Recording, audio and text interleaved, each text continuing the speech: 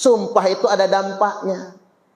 Orang sumpah bawa-bawa nama Allah, sumpah bawa-bawa nama Rasulullah, apalagi bawa-bawa Al-Quran, ditaruh di atas kepala, lalu dia sumpah mubahalah, bahaya itu, ada konsekuensinya.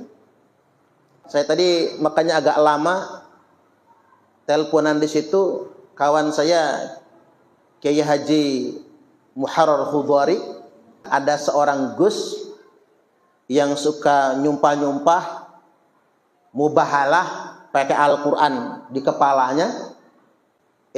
Tadi pagi ditemukan sudah meninggal dunia. Pas tidur nggak bangun-bangun. Dan Kiai Muharrar kawan saya itu yang menjadi saksi langsung yang bersangkutan itu.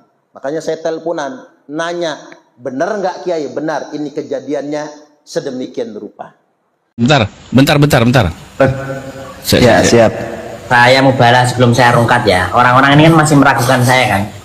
Ini Al-Quran ya. Ini Quran. Asyhadu an la ilaha illallah wa asyhadu anna Muhammadar Rasulullah. Saya Auzi Muaimin bersaksi bahwasanya nasab Alawi tersambung nasabnya kepada Rasulullah Shallallahu Alaihi Wasallam. Dan semoga kalau memang imat itu membuat tujuannya tidak baik, dan pasti tujuannya tidak baik, semoga dilaknat oleh Allah Subhanahu Wa Taala. Amin. Gobul. Amin. Gobul. Mantap. Kalau saya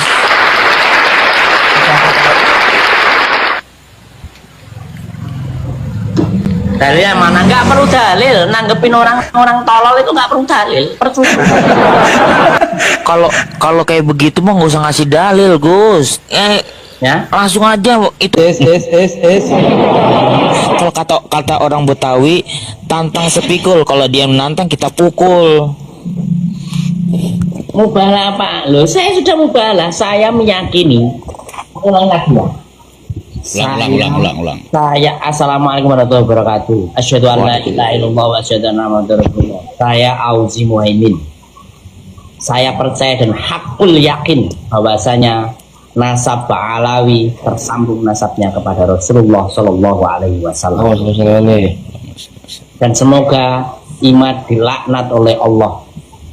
Amin. Amin. Yes. Masih gak percaya? Yes. Quran loh, nggak main-main aku. Ya mau kiamat, kalau mau 100 kali juga bilang itu nggak percaya mereka. Cukup 1-2 kali cukup. Apa? Kamu masih framing saya karena uang? Maaf ya, orang-orang yang pembela tesis di sini lebih kaya saya daripada orang-orang itu. Motor aja butut, meskipun saya di jelek-jelek ini ya adalah mobilnya. Ya, meskipun saya jelek-jelek ini, saya bukan perintis. Saya bukan pewaris, saya perintis. Jelek-jelek ini ya punya santri lah, meskipun hanya beberapa biji. Cowok rejal semua berarti ya? Gimana? Kalau santri berapa biji berarti rejal kabeh yo. Ya. Cowok semua berarti. Daripada yang setiap hari lihat TikTok,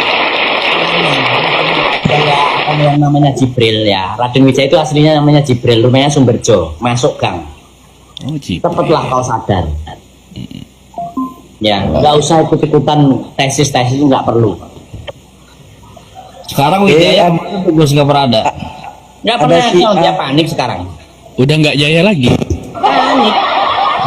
Dia Raden udah nggak jaya lagi sekarang. Karena di daerah-daerah dibikin pengukuhan DPC laskar itu sudah saya kerahkan juga, saya suruh untuk tidak ikut-ikutan juga.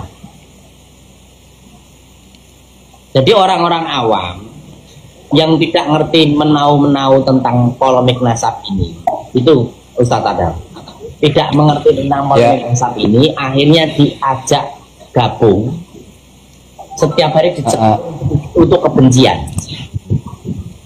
Itu yang bikin bahaya, lebih parah daripada FPI.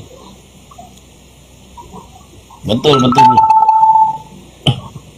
FPI amar ma'ruf nahi mungkar, kalau ini nggak jelas ini.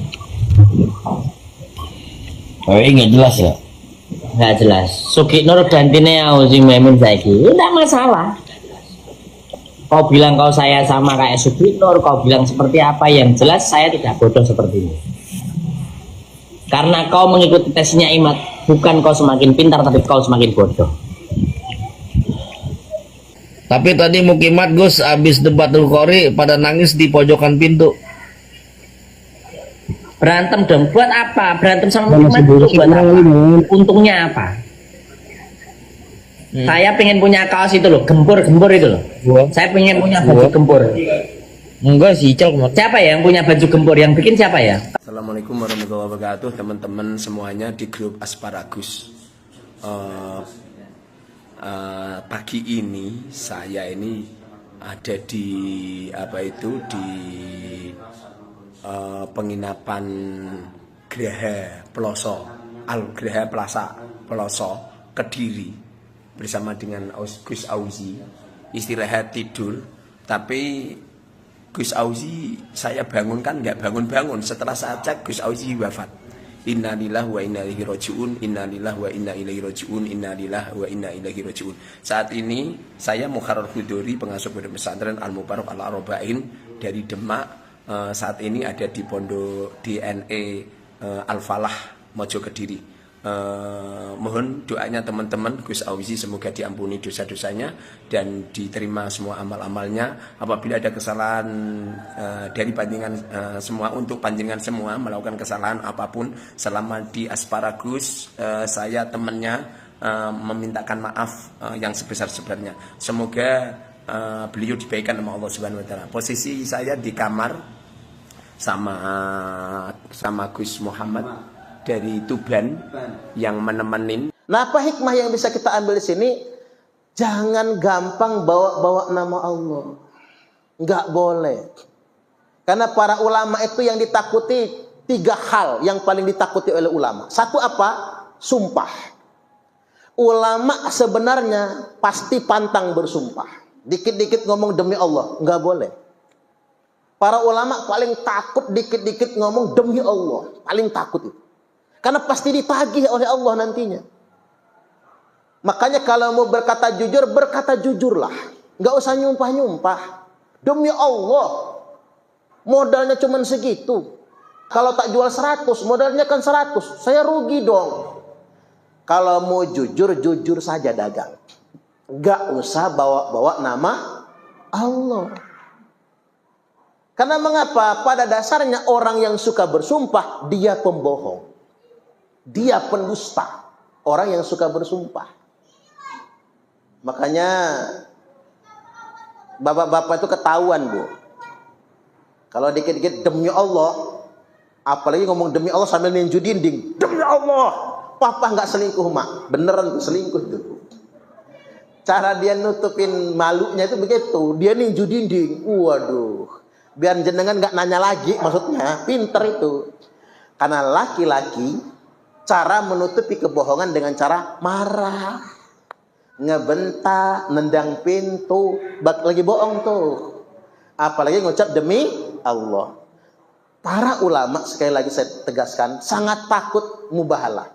Makanya kalau ada orang yang pakai jubah ulama, dikit-dikit mubahalah, dikit-dikit sumpah, ndak pantas dia dikatakan ulama. Allah Subhanahu wa taala telah berfirman, A'udzu billahi minasyaitonir rajim. Wala tuti' kullahallafim mahin. Jangan sekali-kali ikut-ikutan. Jangan jadi pengikut setiap orang yang gampang sekali bersumpah, gampang mubahalah, gampang nyebut demi Allah, dan gampang mencaci maki atau mencela. Hammadzim masya'im binamim. Ia menyebarkan ujaran kebencian ke sana kemari, warawiri binamim, yang tujuannya provokasi, adu domba.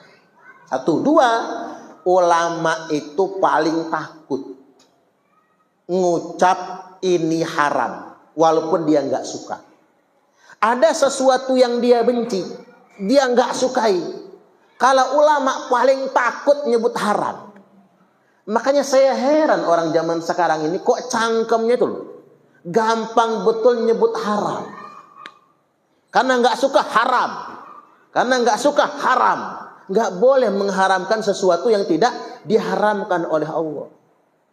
Karena orang yang gampang sekali mengharamkan sesuatu, dosanya qarinu syirku billah, sama dengan derajatnya telah menyekutukan Allah. Makanya sekarang ini banyak, Bu, dikit-dikit haram. Nah, orang awam ini nganggep kalau ustadz itu dikit-dikit ngomong haram, nih ustadz bener nih, karena tegas orangnya. Justru menurut ajaran agama, orang yang gampang betul ngucap haram, berarti dia bukan orang alim, dia bukan ulama, karena dia nggak takut dengan Allah. Sama saja dia sudah menuhankan dirinya sendiri. Makanya orang yang gampang menghukumi haram sesuatu sudah sama derajatnya dengan menyekutukan Allah. Nah, yang ketiga, ulama itu paling takut memaksa umat ini ikut pendapat dia. Jadi bukannya ikut Allah dan Rasulnya, tapi ikut pendapat pribadinya. Paling takut. Makanya kata Imam Syafi'i, madhabuna shawab yahtamilul khata'. Pendapat kami benar, tapi mungkin masih mengandung kesalahan. Dan pendapat selain kami mungkin salah, tapi masih mungkin mengandung kebenaran. Tidak ada pendapat yang pasti benar di kalangan ulama. Yang ada adalah perbedaan pendapat. Makanya ulama yang benar, dia tidak akan pernah memaksa umatnya atau murid-muridnya harus sependapat dengan dirinya. Walaupun beda pendapat itu boleh, asal beda pendapatnya berdasarkan ilmu. Halo? Halo? Makanya hati-hati sama omongan.